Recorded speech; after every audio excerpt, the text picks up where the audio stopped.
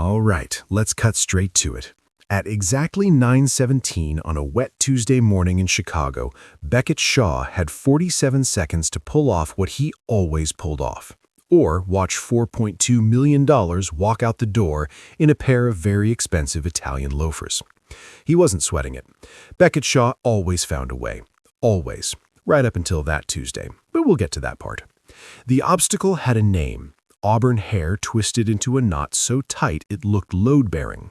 Tortoiseshell glasses she used the way a fencer uses a foil, and a clipboard. Always that clipboard held against her chest like it contained classified intelligence, which honestly it kinda did. The badge clipped to her blazer read Nell Puit, Senior Events Coordinator, Shaw Consulting Group. She worked for him, had for 3 years, 2 months, and, not that anyone was counting, 11 days. Their history started the morning she walked in on her first day and discovered that her new boss had booked a company-wide all-hands meeting directly on top of the corporate gala she'd spent 6 weeks architecting down to the centerpiece flowers. She'd knocked on his office door, she'd crossed her arms, she'd said no. Beckett hadn't heard that word directed at him actually, he couldn't remember the last time. His nervous system didn't have a receptor for it. No arrived, looked around for somewhere to land, found nothing, and dissolved. So he'd looked at her for 4 full seconds, which was approximately 3.5 seconds longer than he usually gave anyone, and said, "Move the gala." And Nell had said no.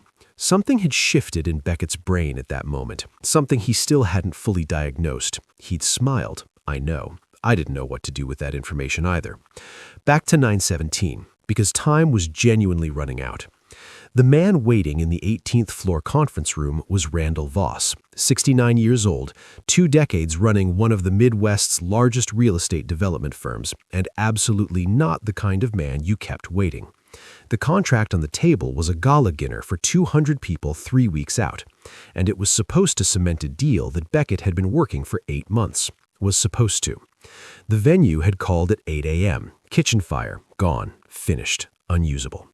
Nell had known by 8:04. She'd emailed Beckett at 8:06 with the subject line, "Found a fix," and forewarning, "You won't enjoy the process."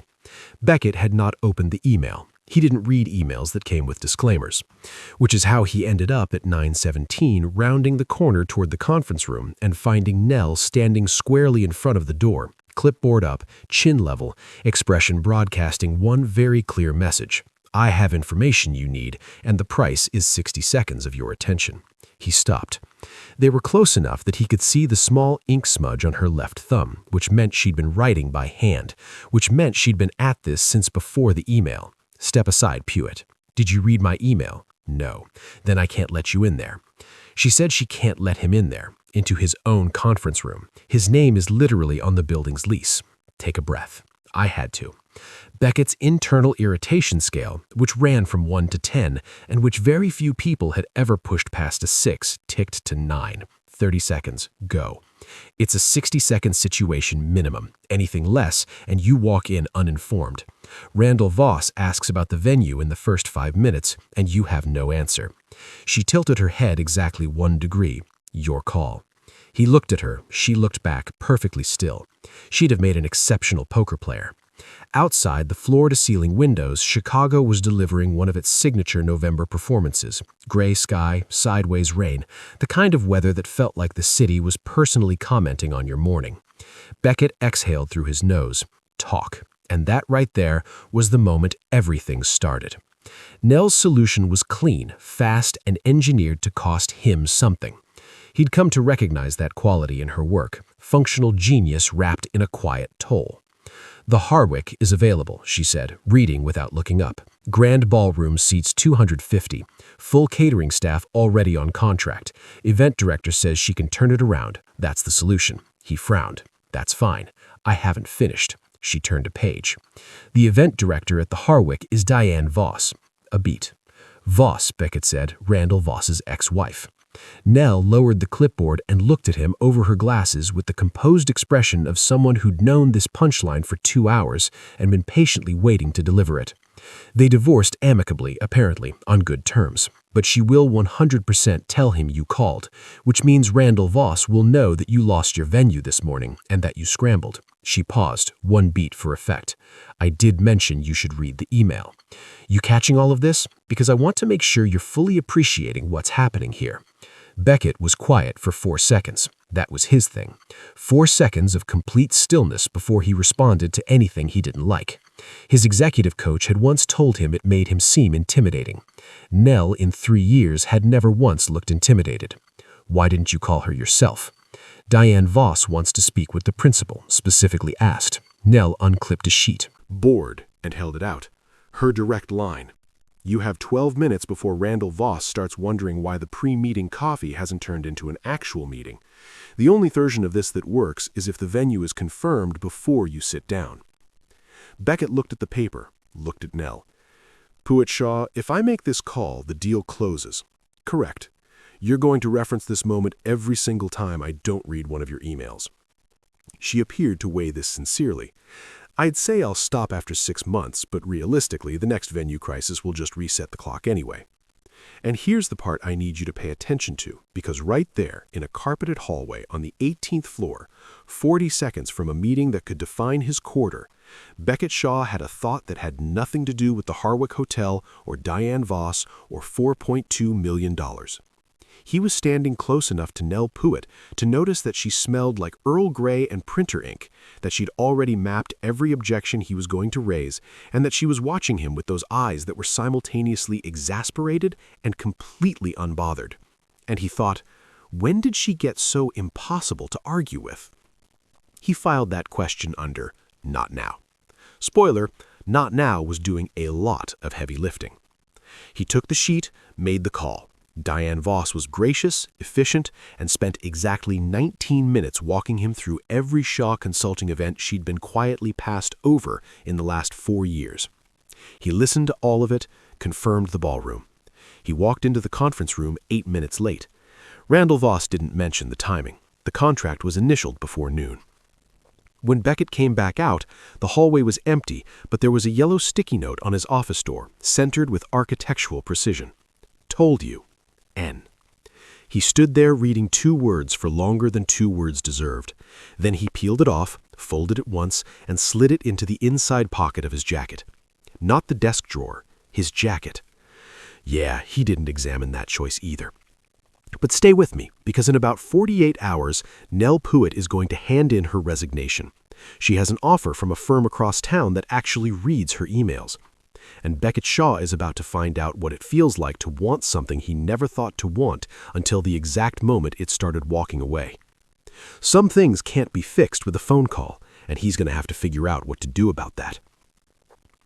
The envelope was standard, white, letter-sized, sealed with the kind of careful precision that Beckett had come to associate with everything Nell Puit did, measured, deliberate, and somehow already 3 steps ahead of whatever he was about to say. It was sitting on his desk at 8:49 Wednesday morning. He'd seen it the second he walked in. He'd taken off his coat, poured his coffee, opened his laptop, and checked his phone, all without touching it, because 20 years of reading rooms had taught him that some pieces of paper change the shape of a day the moment you acknowledge them. He picked it up at 8:49. Look, he lasted 4 minutes. That's actually impressive for someone who once signed a $12 million acquisition agreement before his first cup of coffee. The letter was 4 sentences. Nell wrote the way she talked. No wasted words, no decoration, no detours. Effective immediately, I am submitting my formal resignation from Shaw Consulting Group. My last day will be in 2 weeks, per my contract. I am grateful for the opportunity and wish the company continued success. N. Beckett read it twice. Set it down, picked it up, and read it again. 4 sentences, 3 years, 2 months, and 12 days. And she'd wrapped it in 4 sentences and a single initial. He was on the phone in under 90 seconds. My office now. Good morning to you too, Nell said. In the background, he could hear the specific ambient sound of the events floor. Keyboards, a printer, someone laughing too loud near the coffee station. Normal. Completely normal, like she hadn't just hand-delivered a small grenade to his desk. I have a vendor call at 9. Move it.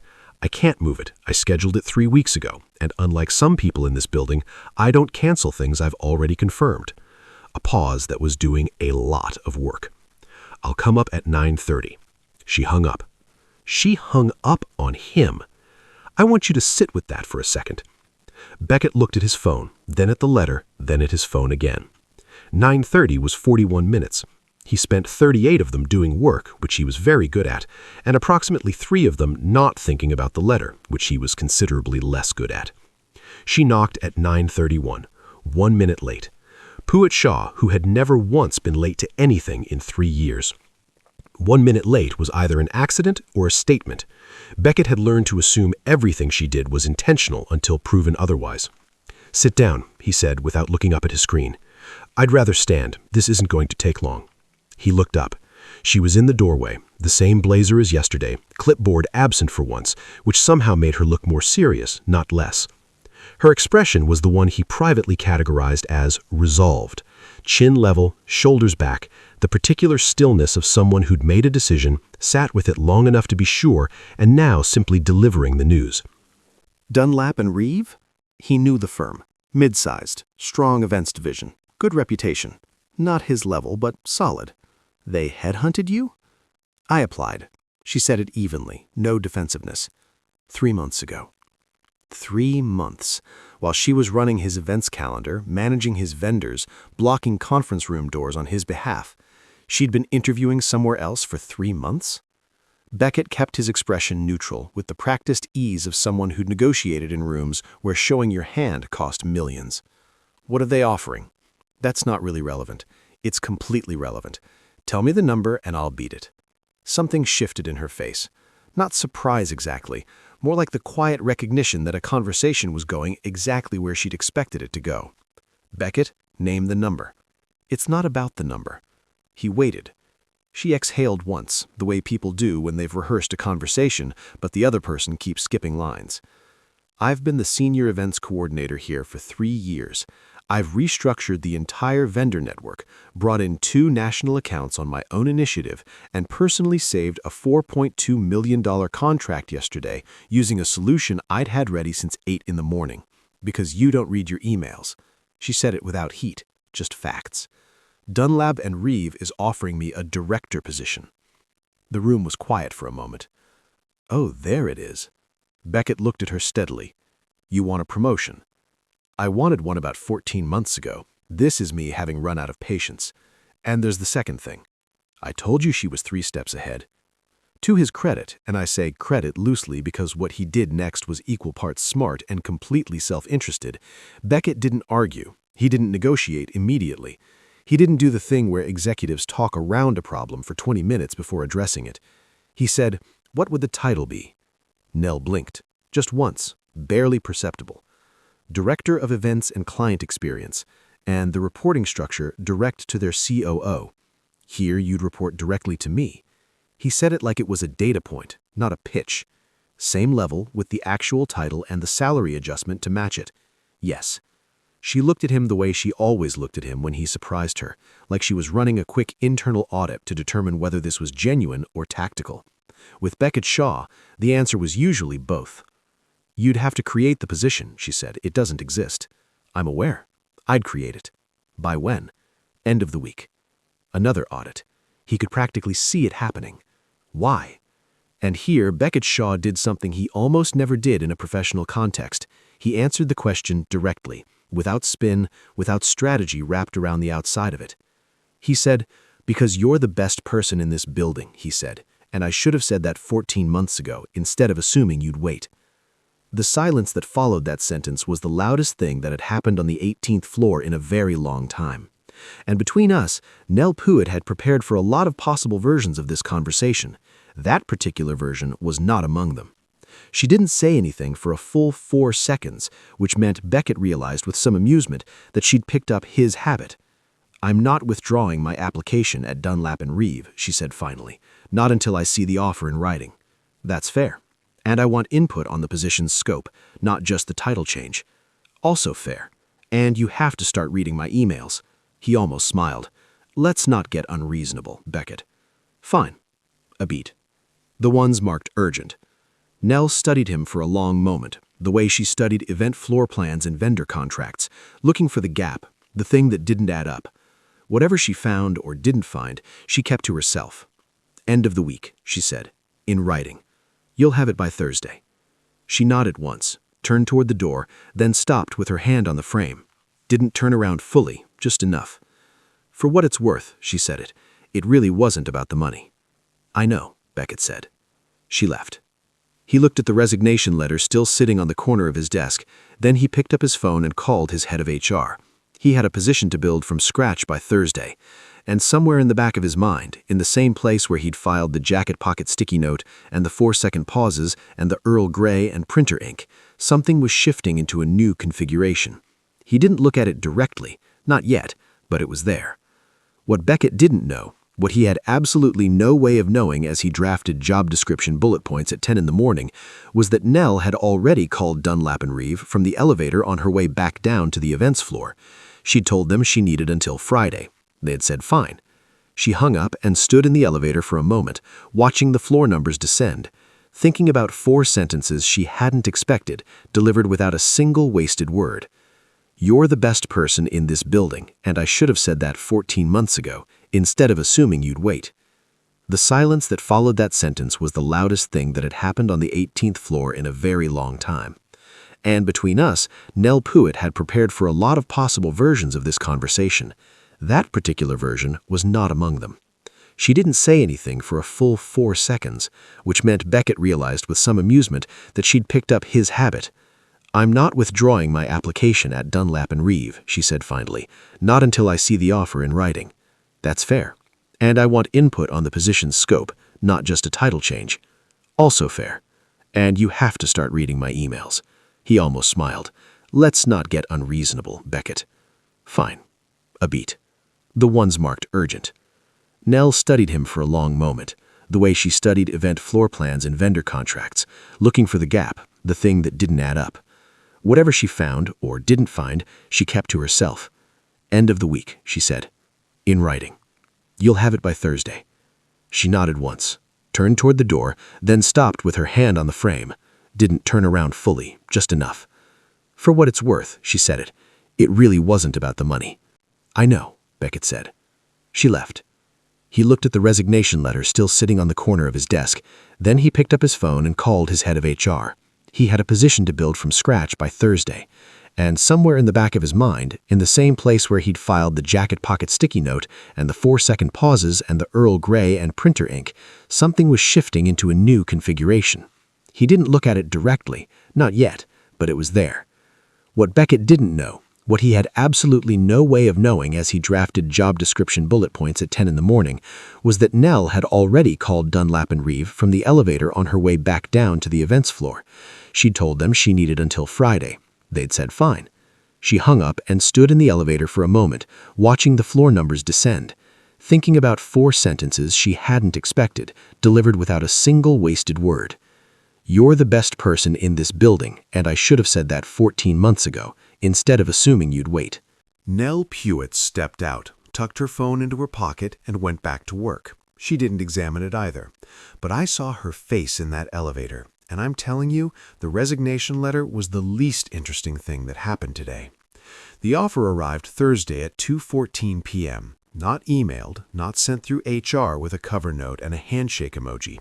Hand-delivered by Beckett's assistant, Greta, a woman in her mid-50s who had worked for him for 9 years and communicated almost exclusively through eyebrow movements, who placed a sealed folder on Nell's desk without a word and walked away with the energy of someone who knew things and had chosen professionally not to say them.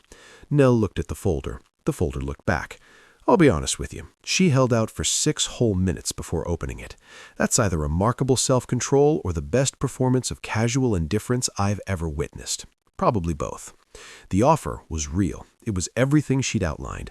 The title, the reporting structure, the scope of authority over vendor relationships, budget allocation, and client experience strategy. The salary was a 31% increase over her current one, which was not a rounding error.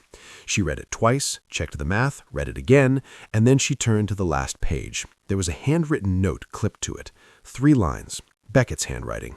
Angular, economical, somehow exactly what you'd expect. 1 condition attached. C. Addendum. BS. She flipped to the addendum. Given the scope expansion of this role, the Director of Events and Client Experience will be required to accompany the CEO at the Voss Group Gala on November 21st in a dual capacity, event lead and client liaison. This is a non-negotiable component of the position's first 90 days. Nell read it twice. Then she picked up her phone and typed one line to Beckett. My office or yours? His reply came in 11 seconds. Mine. Bring the addendum. Oh, he was ready for this conversation. I respect the preparation, even if the condition is, well, we'll get there. She took the stairs, 4 flights up, which she justified as exercise and which was actually about arriving with her thoughts in order rather than stepping off an elevator directly into his doorway. Greta waved her through without looking up. Beckett was standing at the window when she walked in, jacket off, sleeves rolled to the elbow, looking at the Chicago skyline with the posture of a man who was not in any way pretending he hadn't been waiting. Close the door, he said. She did. The addendum, she said, and held it up. I know what it says. I wrote it. Then you know it's a problem. He turned from the window. Tell me why. Nell set the page on his desk and crossed her arms. The Voss Gala is the highest profile event on the calendar. 200 attendees, 12 corporate sponsors, and the client in question is a man whose ex-wife you called 2 days ago to beg for a ballroom. She tilted her head. You want me there as event lead, which I understand, it's my event, but client liaison is a different role. That means I'm representing Shaw Consulting Group in a social capacity for the entire evening. Correct. That's not an events coordinator function. It's a director function, he said, which is the position you asked for. Walked right into that one. She knew it too. I could tell by the half-second pause. Beckett, she picked her next words the way you pick your footing on uneven ground. Randall Voss is going to be there. His ex-wife is running the venue. You have a $4.2 million contract that is 6 days old. This evening needs to go perfectly. And you want me managing the event and working the room and having dinner with me at the head table, he said. The room got very quiet. Nell looked at him. He looked back with that particular expression she'd cataloged over 3 years, the one that was completely unreadable on the surface, and she suspected considerably more readable underneath if you knew where to look. That's not in the addendum, she said. It's implied by the client liaison capacity. It is absolutely not implied. Randall Voss expects to meet the leadership team. His exact words in the post-signing call were, I look forward to getting to know the people behind the operation. Beckett picked up his phone, turned it toward her, and showed her the email, which for once he had clearly read. The head seats 8. I need someone next to me who knows this event inside and out and can answer questions without checking a binder. A pause. That's you. Nell stared at the email long enough to confirm it was real. It was real. Of course it was real. I told you 3 steps ahead. Though I will say even I wasn't entirely sure whose move this was. She looked up. You could have just asked me. I did ask you. I put it in writing with a 31% salary increase attached. That's not asking, that's, she stopped, restarted. You structured it as a condition of employment, because if I'd emailed and asked if you'd sit next to me at a gala evening, you'd have sent back 3 bullet points about why it fell outside your current job description. He said it plainly. No apology in it, no defensiveness, just the honest mechanics of how he'd arrived at his decision. This way, it's in scope. The aggravating part, the part Nell was not going to say out loud, was that he was completely right about the bullet points. She uncrossed her arms, crossed them again. One evening, strictly professional. The entire event is strictly professional. That's rather the point. And after the gala, the liaison function reverts to standard director scope. Agreed. She looked at him for a long moment. He had the patience of someone who'd learned, probably the hard way, that the people worth waiting for were worth a silence. Fine, she said, but I'm picking the seating chart. Something moved at the corner of his mouth. Not quite a smile, the suggestion of one. The seating chart is entirely yours, and you're reading every event brief I send before November 21st. Define reading, Beckett. Yes, fine, all of them. And there it was, a negotiation that had somehow produced an outcome neither of them had walked in expecting, which, if you've been paying attention, is basically the plot of every significant thing that had ever happened between these two. Nell picked up the addendum, folded it once, and tucked it into her blazer pocket. I'll countersign by end of day, she said. I'll let HR know. She turned toward the door. Nell, she stopped. Didn't turn around all the way, just enough. One hand on the door frame. The same geometry as Tuesday, he noticed. She probably knew he noticed. For the record, Beckett said, this was always going to be the title. I just needed the resignation letter to make me move faster. She stood there for a beat. Then, I know. She left. Beckett stood in the middle of his office and looked at the window, the skyline, the late afternoon light cutting flat and gold across the November rooftops of Chicago. He thought about the fact that she'd said, I know, instead of thank you. He thought about how that was so thoroughly, completely, exactly Nell Puit that it almost knocked the breath out of him. Almost. He was getting better at not examining things.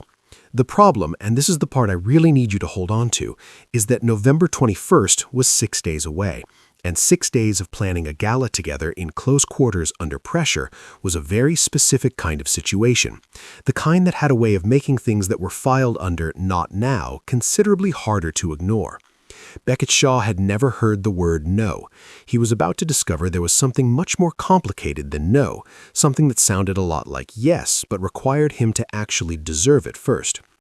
6 days of planning a gala with someone you're trying not to think about is, it turns out, not the most straightforward experience. Beckett found this out on day 2, when Nell came upstairs at 4 in the afternoon with a revised floor plan, sat across from his desk, and spent 40 minutes walking him through vendor logistics with the focused efficiency of someone diffusing something complicated. She used a pen to point at things. She had a habit of tucking it behind her ear when she was listening and pulling it back out when she had a counterpoint. He caught himself watching for it.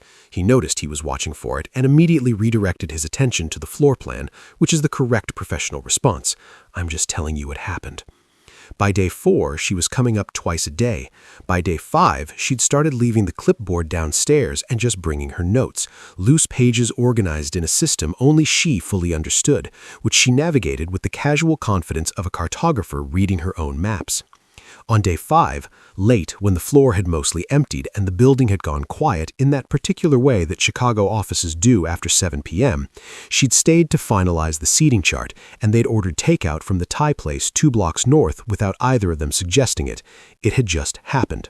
The way things happen when 2 people have been in the same space long enough that the ordinary logistics of existing start to blur together. Beckett had eaten at his desk. Nell had sat in the chair across from him with her notes spread between the takeout containers. They talked about the gala for 40 minutes. Then, at some point, neither of them could have said exactly when, they'd stopped talking about the gala.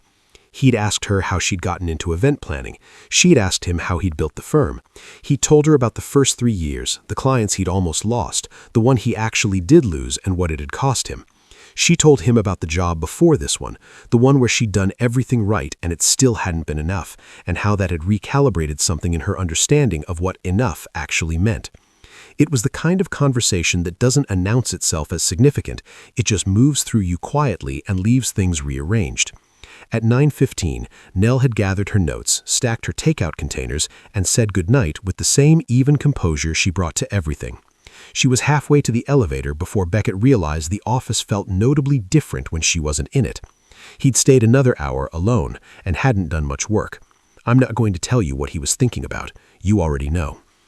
November 21st arrived cold and clear, one of those Chicago nights where the sky is so sharp it almost looks edited, and the city lights off the river in a way that makes the whole place look like it was designed by someone who cared. The Harwick Ballroom was, Nell had to admit, perfect. She'd been there at noon for setup, at 3 for the run-through, and at 5:30 to walk the floor one final time before guests arrived. The centerpieces were the right height. She'd had that specific argument with the florist on day 3 and won. The lighting was warm without being dim. The band was set up in the northeast corner, angled so the sound would carry without overrunning conversation, which was the single most underappreciated element of event acoustics and the thing most planners got wrong. By 7, the room was filling. By 7:15, Randall Voss was holding a glass of something amber and looking around the ballroom with the satisfied expression of a man who had expected this to be good and was discovering it was better. By 7:20, Beckett arrived. And here's where I need you to pay attention, because this is one of those moments that seems small and isn't. He came in from the east entrance, which meant Nell saw him from across the room before he saw her. He was in a dark suit, the kind of dark that's almost black but isn't quite, with a white shirt and no tie, which on most people would read as underdressed, and on Beckett Shaw read as a deliberate decision made by someone who understood exactly what impression he was creating. He scanned the room with the quick, practiced efficiency of someone assessing a space. Then he found her, and he stopped scanning. It was half a second, maybe less. He crossed toward her with the same unhurried confidence he brought everywhere. Nell was in a dress the color of deep slate, structured, clean-lined, the kind of thing that worked for both the event lead checking in with the catering team and the directors sitting at a head table. She had her earpiece in one ear and her phone in her hand, and she was technically working. "Everything's on schedule," she said when he reached her, because that was the correct professional opening for this moment. "I know," he said. "I read the brief." She looked up at him. "All of it? All 7 pages?"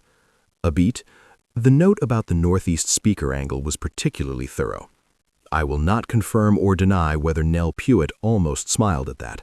What I will tell you is that she turned back toward the room very quickly, and the turn was doing a lot of work. Randall Voss is at the bar," she said. "He seems pleased." "Good."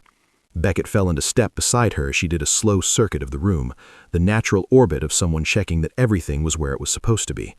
Diane Voss handled the handoff professionally. She and Randall spoke for about 4 minutes near the entrance. No visible tension. Nell glanced down at her phone. "Seating chart holds. You're between Randall and his VP of development. I'm on your other side."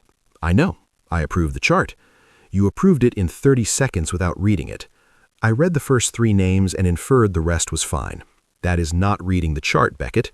It's directionally reading the chart." "These two, I'm telling you." Dinner was served at 8. The head table was exactly what it was supposed to be. 8 people, well matched, the kind of table where the conversation stays interesting because everyone added something. Randall Voss was sharper in person than on paper, the kind of man who asked questions he already knew the answers to just to see how you handled them. He asked Beckett about the firm's expansion plans. Beckett answered cleanly. He asked about client retention rates. Beckett answered with the specifics, which he knew because Nell had put them in the brief he'd actually read. Then Randall turned to Nell. "And how long have you been with Beckett's operation?" 3 years, she said. "She just accepted a promotion this week," Beckett said. Randall looked between them, the look of a man who had spent decades reading rooms professionally. "Director of, what was it?" "Events and client experience," Nell said. "That sounds like it was built around a specific person." "It was," Beckett said.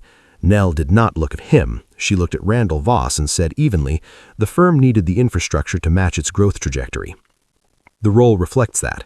"Sure," Randall said with the mild tone of a man who had decided to let something go for now. He reached for his wine. "How long have the two of you been working together?" 3 years, Nell said again. "Feels longer," Beckett said. Nell finally looked at him. He was looking at Randall, perfectly composed, perfectly casual, but there was something in the phrasing, in the unhurried way he delivered it that landed differently than a professional observation should. "Feels longer." Randall smiled into his wine. "Best working relationships usually do, and I just want to point out, nobody at that table was talking about working relationships anymore." The evening moved the way good events do, without friction, without visible seams, the whole thing running on the invisible infrastructure of 6 days of preparation that nobody would ever fully credit. At 9:40, the band shifted into something slower. At 9:50, most of the head table had drifted toward the bar or the floor. At 10, it was just Beckett and Nell at the end of the table. The remnants of dinner cleared away, her earpiece out, his jacket draped over the chair, the room doing. That thing it does in the last hour of a good event when the energy softens and everything gets a degree warmer? "It went well," he said. "It went well," she agreed. "The northeast speaker angle was correct. It's always correct. That's why I put it in the brief." He turned his glass slowly on the tablecloth. "Nell Beckett, I want to say something, and I need you to let me finish before you start building a counter-argument." She looked at him with an expression that was several things at once. Wary, attentive, and underneath both of those things, something quieter. "That's not a promising opening." "I'm aware." He set the glass down, looked at her directly, the way he looked at things he was taking seriously. "The last 6 days have been different. The takeout on Thursday, the conversation that had nothing to do with the event, the fact that I read a 7-page brief at 11 at night and thought it was the most interesting document I'd encountered all week." A pause. "I'm not explaining myself well." "You're doing fine," she said quietly. "I restructured a senior position in my company in 48 hours," he said. "I've never moved that fast on a personnel decision in my career, and it wasn't because of the contract or the gala or any operational calculation." He held her gaze. "I think you know that." The room moved around them. Band, conversation, laughter, the city outside doing its city things. And in the middle of all of it, Nell Puit sat very still and looked at Beckett Shaw with an expression he had never seen on her before. Not the composed one, not the resolved one, not the exasperated one he'd catalogued and quietly looked forward to for 3 years. This one was unguarded. "That was more than one sentence," she said finally. "I said let me finish. You did finish." "I did." He waited. "Your turn."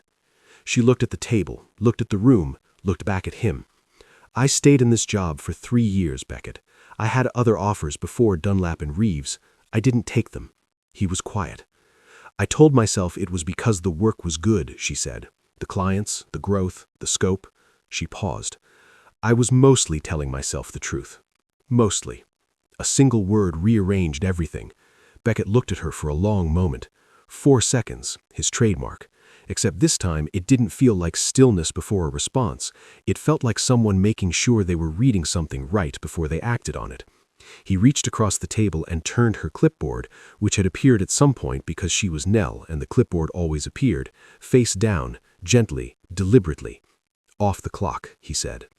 She looked at the upturned clipboard, then at him. "There's still 45 minutes left on the event schedule. The event is running itself. You built it that way." He leaned forward slightly. "Off the clock, Nell.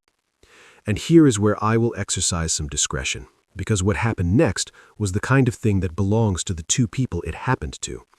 What I will tell you is this. The seating chart Nell had built put them side by side for a reason she had described to herself for 6 days as purely logistical. She stopped describing it that way somewhere around 10:15.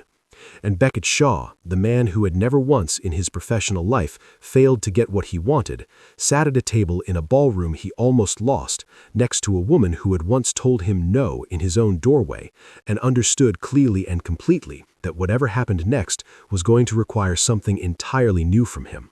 Not strategy, not a phone call, not a well-structured addendum, just honesty, the uncalculated kind. He was terrified. It was, without question, the best sign. The thing about crossing a line you've been standing near for 3 years is that the morning after feels both entirely new and somehow inevitable, like a word you'd been mispronouncing your whole life, and someone finally said it correctly out loud, and now you can't unhear it. Nell knew this at 6:47 a.m., standing in her kitchen in Logan Square with both hands around a coffee mug, watching the November light come in flat and gray through the window above her sink.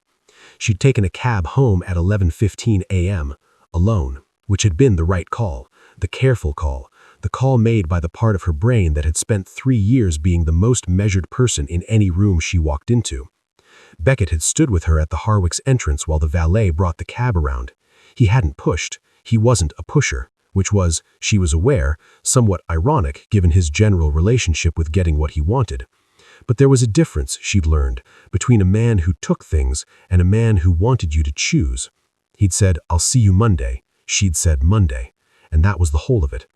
Which left her with a Saturday and a Sunday and a coffee mug and a very specific question she was trying not to approach too directly. The way you don't look straight at something bright. I'll tell you what the question was, since she wasn't going to say it out loud. Was she willing to be wrong about this? Because caring about something, really caring, the kind that reorganizes your priorities without asking permission, meant accepting that it could go wrong. And Nell Puit had a carefully maintained record of not being wrong about things. It was, all things considered, a lot to risk on a man who needed a resignation letter to move fast enough.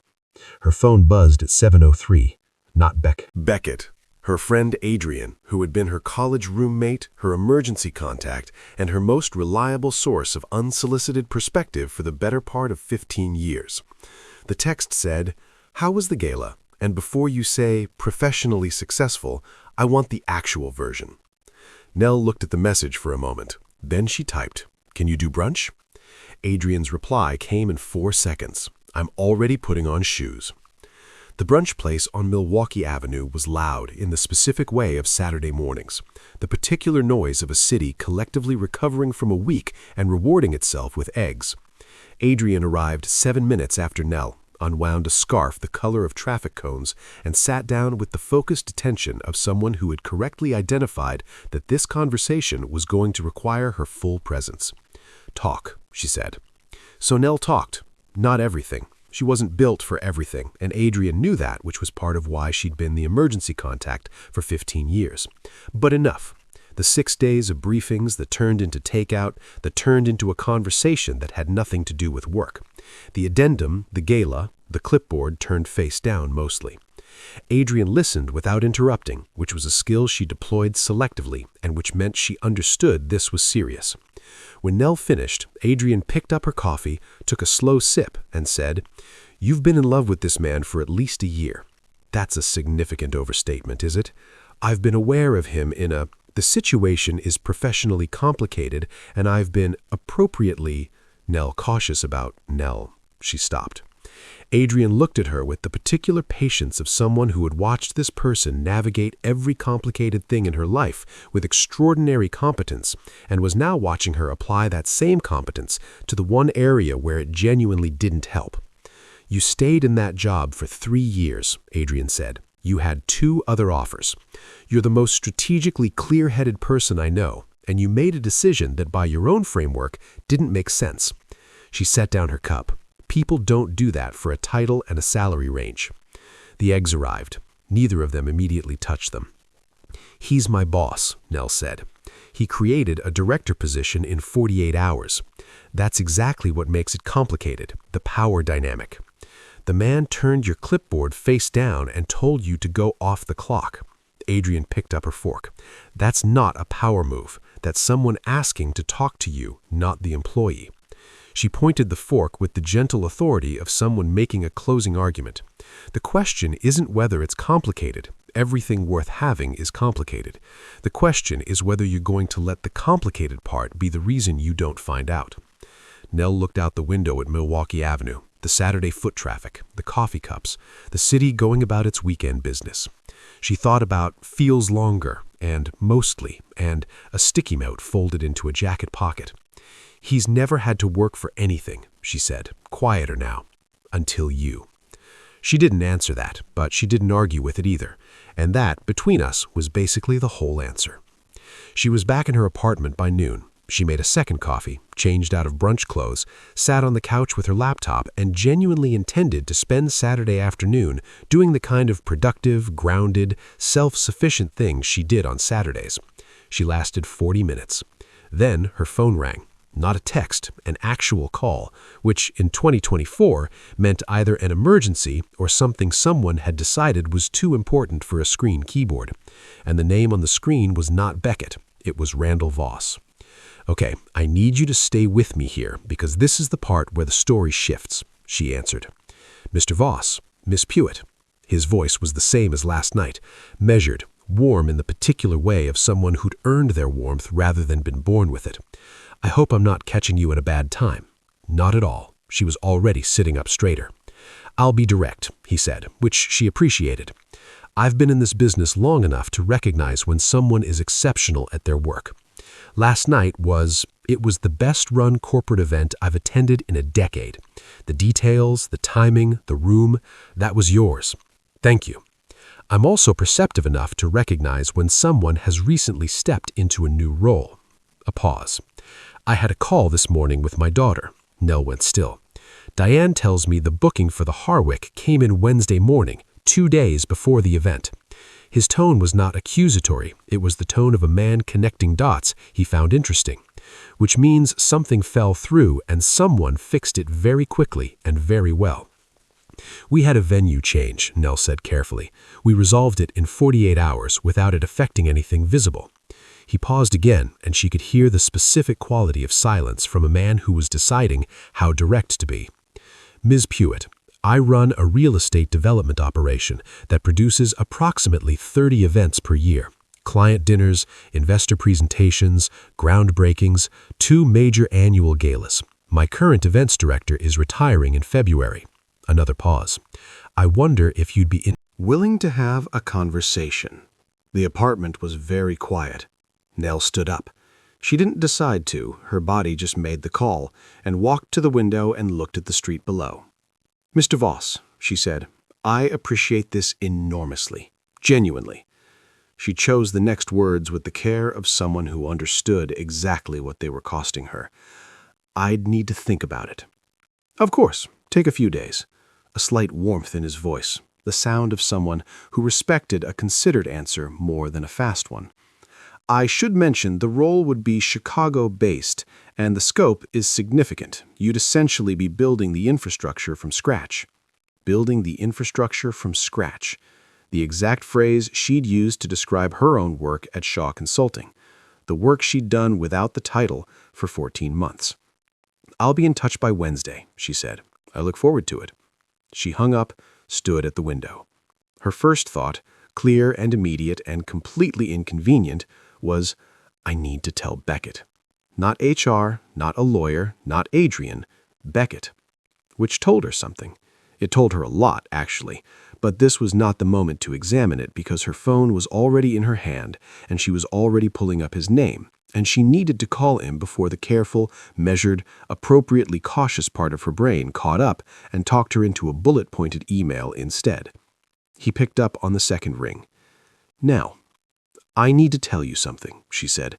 "It's professional and personal, and I'm not sure in what order to give you the information." A beat. Start with whichever one is harder. She almost laughed at that. Almost. "Randall Voss just offered me his events director position." Silence. Not the 4-second trademark. Longer. "Tell me the rest," he said. So she did. Straightforward, no spin, all of it. The call, the timing, Diane Voss, the scope, the February start, building the infrastructure from scratch. When she finished, Beckett was quiet for another moment. Then, "What do you want to do?" "I don't know yet." "That's not like you." "No," she agreed, "it's not." Another silence, different from the first one, softer around the edges. "Nell, can I ask you something that has nothing to do with the professional component of this situation?" She was back on the couch now, one knee pulled up, the apartment quiet around her. "Yes. Last night." He stopped, started again. "I meant what I said, and I've been—" A pause that was uncharacteristically unpolished. "I've been trying to work out how to say the next part correctly." "You don't have to say it correctly." "I do with you. I do." A breath.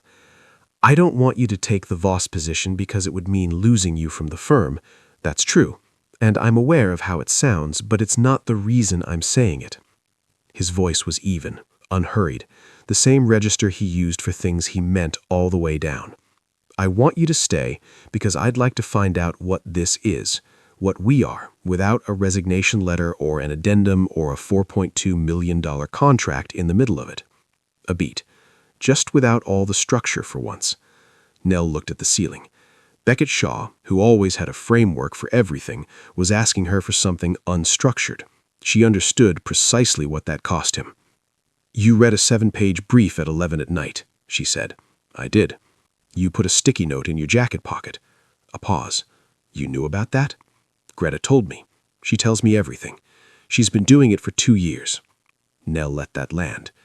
"She also told me you kept the one from the year before last, something about a vendor cancellation in April." The silence this time had a completely different texture. "Beckett, yes, I'm not taking the Voss position." The exhale on the other end of the line was quiet, controlled, but it was there. "I'm not taking it because of you," she said, and here her voice had the particular quality of someone telling the truth carefully, the way you carry something fragile. "I'm not taking it because I built something at Shaw Consulting, and I want to see what it becomes. The director role, the scope, all of it." A beat. "You just happen to be a factor I'm no longer pretending isn't there." "That's very measured," he said, "even for you." "I'm a measured person." "I know." A pause. "I find it—" "Don't say it." "Completely fascinating." He said it. Of course he did. Monday morning, Nell walked into Shaw Consulting Group at 8:45 with a coffee in one hand and her notes in the other. She took the elevator, not the stairs, and when the doors opened on the 18th floor, Beckett was in the hallway, not waiting, just there, in the way that people who are not waiting sometimes are exactly where you need them to be. They looked at each other for a moment. "Morning," she said. "Morning." He fell into step beside her as she walked toward her office. Voss called him this morning. Declined. He took it well. She glanced sideways. He said, and I quote, "Shaw's a lucky operation. He's a perceptive man." He is. She stopped outside her office door, turned to face him. "Beckett, whatever this is," and then, "I'm not putting a name on it yet, so don't ask me to. It has to be built correctly. No assumptions, no moving faster than the situation warrants." Agreed. "And you have to keep reading the briefs. I will read every brief you ever write for the rest of my natural life." And there, right there, was the thing she hadn't expected from him. Not the position, not the phone call, not even the jacket pocket. The way he said things he meant, without dressing them up. She held his gaze for a moment. Then she turned, opened her office door, and said over her shoulder, casual, almost offhand, "The way you say something you've decided not to make a big deal of. There's a vendor meeting at 10. I sent you the brief last night." "I read it," he said. "Both pages?" She was already inside. But he saw it. The smile, the real one. And that, between us, was worth considerably more than $4.2 million. One chapter left, and I promise you it's going to be worth the wait. 3 months is enough time for things to find their shape. Not their final shape. Nothing finds its final shape in 3 months. But the working shape, the daily shape, the shape of two people figuring out how to be something new without dismantling everything that already worked. Which, in practice, looked like this. Beckett read every brief, all of them. He'd started leaving margin notes in the ones that ran longer than 4 pages. Not corrections, observations, the kind of thing that meant he'd actually thought about it. And Nell had started writing back in the margins, which had turned the briefs into something that resembled a correspondence more than a document, which neither of them commented on, and both of them looked forward to. They had dinner on Tuesdays. Not a rule, it had just happened 3 Tuesdays in a row and then become the kind of thing that didn't need to be scheduled because it was already understood. Sometimes it was the Thai place, sometimes it was somewhere new, which was always Nell's suggestion, because Beckett, left to his own devices, would eat at the same 4 restaurants in perpetuity and see nothing wrong with that. She'd told him that. He'd said, "I know what I like." She'd said, "That's not a virtue, Beckett, that's a rut." He'd gone to 3 new restaurants since then and enjoyed all of them and had not, under any circumstances, admitted this out loud. He didn't have to. She knew.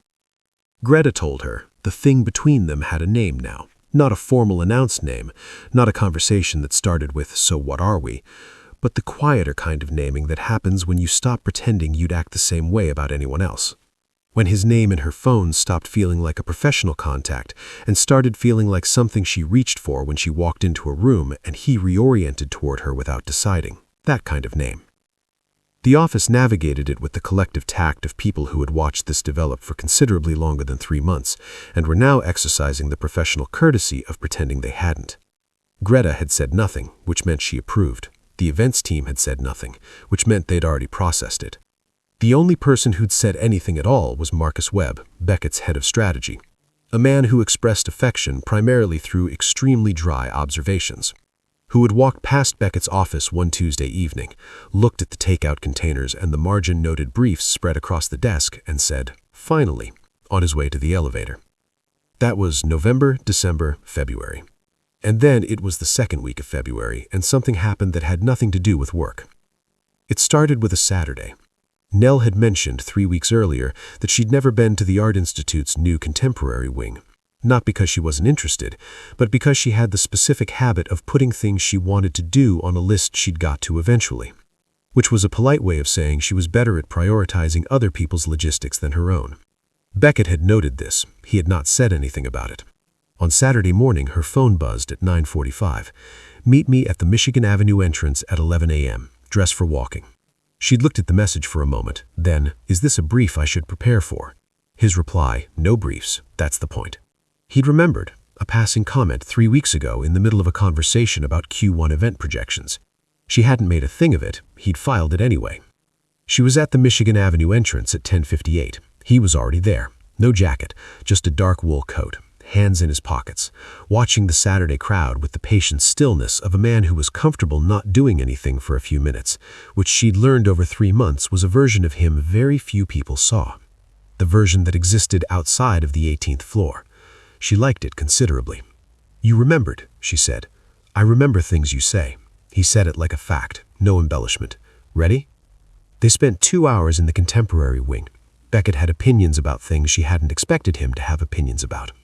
He was interested in architecture the way she was interested in event acoustics, the structural logic of it, how form and function argued with each other in interesting ways.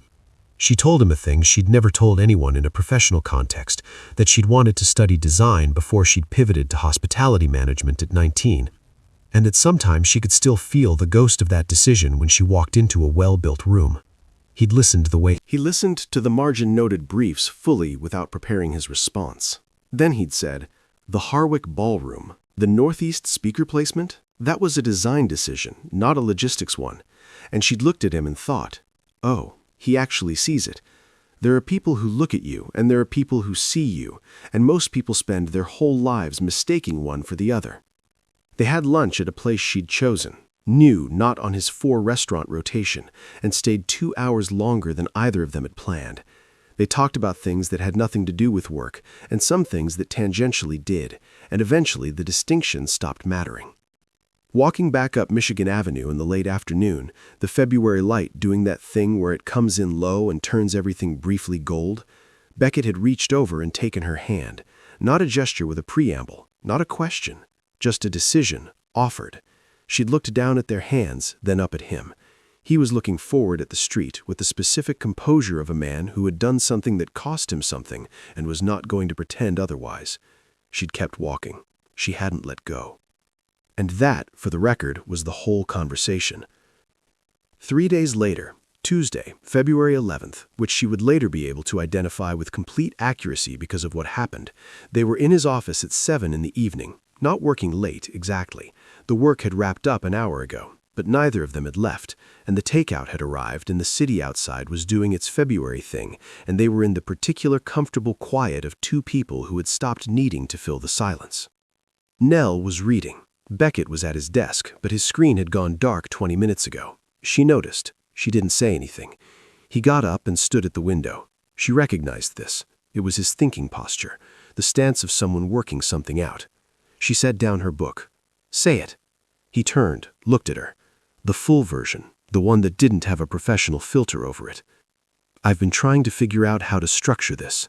Some things don't need structure. This one does, or I'll say it wrong." He moved from the window to the chair across from her, not behind the desk, beside her, the geography of it intentional. He leaned forward, elbows on his knees, and looked at her with the expression she'd catalogued as resolved, and which she now understood meant something different on him than it did on her. On her, resolved meant decided on. Him, it meant about to do something that scares him. "I've been in this business for 20 years, he said. "I've negotiated contracts, built the firm from 11 people to 200, made decisions that most people told me were wrong before they turned out to be right." He held her gaze. "I have never once, in any room, done something without a reasonable expectation of how it would go." "I know," she said. "I don't know how this goes." He said it plainly. "I don't know if I get this right. I don't know if the version of me that exists outside of work is worth the version of me you already know.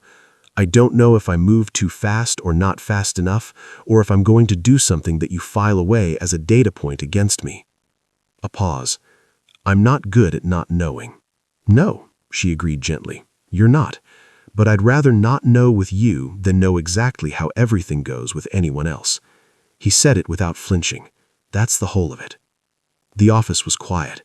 Outside, Chicago moved through its Tuesday evening. Traffic whined off the lake, the particular hum of a city that doesn't stop for anything. Nell looked at him for a long moment, at the man who had needed a resignation letter and a venue crisis and a sticky note in a jacket pocket and 2 hours in an art gallery and one low-lit February evening to get here, who had read 7-page briefs and margin-noted them back, who had taken her hand on Michigan Avenue without asking and waited to see if she held on. She had held on. "Beckett," she said, I wrote my resignation letter 14 months ago. He went still. I never sent it. She held his gaze. I told myself it was because the work was interesting. A beat. I was mostly telling myself the truth. Mostly. The same word. She'd known when she'd said it at the Harwick that he'd remember it. That was why she'd used it. He let out a slow breath. Not relief exactly, more like the release of something that had been held for a long time. Nell, don't make it into a whole thing, she said, and the warmth in her voice took the edge off completely. I'm not making it into a whole thing. You have the face of someone about to make it into a whole thing. I have the face of someone who is... He stopped, restarted. I want to do this right. You are doing it right. She reached over and picked up the nearest brief from the coffee table. Q2 vendor projections, 6 pages, margins full of his handwriting, and held it up. You've been doing it right for 3 months. Stop strategizing and catch up to the situation. He looked at the brief, at her. The situation? He repeated. The situation where I stayed in this job for 3 years and wrote a resignation letter I never sent, and turned down a director position from a Fortune 500 client. She set the brief down. Do you need me to make it into a whole thing? Bullet point? Something broke open in his expression. The last of the composure, the final layer of the framework, and what was underneath it was straightforward and unguarded and entirely real. No, he said. I have it. He had it. He reached over and turned her clipboard face down, the same gesture, the same deliberate quiet of it, and looked at her the way he'd been, not quite looking at her for 3 years. Off the clock, he said. We're always off the clock at 7 on a Tuesday. I know, I just like saying it. He just liked saying it. I told you the man had layers. Later, after the takeout had gone cold and the city had moved fully into its Tuesday night, and the office had the particular stillness of a place that's done its job for the day, Nell was in the chair with her legs tucked up, and Beckett was beside her with his arm around her shoulders, and they were talking about something that had nothing to do with work and everything to do with the fact that they were finally not filing anything under "not now." I want to ask you something, Beckett said. You've been asking me things all evening. This is a different kind of question. She tilted her head up to look at him. Ask? I want to take you somewhere for a weekend. Not a work trip, not a client event, just... He paused in the way that was almost uncharacteristic, almost uncertain. Just some... Bullet point? Something broke open in his expression. The last of the composure, the final layer of the framework, and what was underneath it was straightforward and unguarded and entirely real. No, he said. I have it. He had it. He reached over and turned her clipboard face down, the same gesture, the same deliberate quiet of it, and looked at her the way he'd been, not quite looking at her for 3 years. Off the clock, he said. We're always off the clock at 7 on a Tuesday. I know, I just like saying it. He just liked saying it. I told you the man had layers. Later, after the takeout had gone cold and the city had moved fully into its Tuesday night, and the office had the particular stillness of a place that's done its job for the day, Nell was in the chair with her legs tucked up, and Beckett was beside her with his arm around her shoulders, and they were talking about something that had nothing to do with work and everything to do with the fact that they were finally not filing anything under "not now." I want to ask you something, Beckett said. You've been asking me things all evening. This is a different kind of question. She tilted her head up to look at him. Ask? I want to take you somewhere for a weekend. Not a work trip, not a client event, just... He paused in the way that was almost uncharacteristic, almost uncertain. Just somewhere. My choice, your approval of the itinerary. That's not a question. The question is whether you want to. She considered this. Where, that's for me to know, and you to approve in written form once I've prepared a reasonable brief. Nell laughed. A real one, not the almost smile, not the contained version she used in conference rooms. The full one, unguarded, the one that changed the whole shape of her face. Beckett heard it and thought with complete clarity. I would like to spend a considerable amount of time being the reason for that. Send me the brief, she said. You'll have it by Thursday. She settled back against him. Outside, Chicago did what Chicago does. Moved, breathed, lit up against the February dark like it had somewhere to be. Beckett, Nell, for the record. She paused, choosing her words the way she always chose them, carefully and meaning everyone. The man who exists outside the 18th floor is worth it. A beat, considerably. He didn't say anything, but his arm tightened around her shoulders, and she felt him exhale. Slow, quiet, the sound of someone who had carried something tense for a long time and had finally, in the right company, put it down. Beckett Shaw had never heard the word no. As it turned out, what he'd actually never heard, what he hadn't known to listen for, was a yes that meant something. He was listening now. 6 weeks later, on a Saturday morning in late March, 2 people stood on the observation deck of a building in a city Nell had never been to, with a view that made the whole world look organized.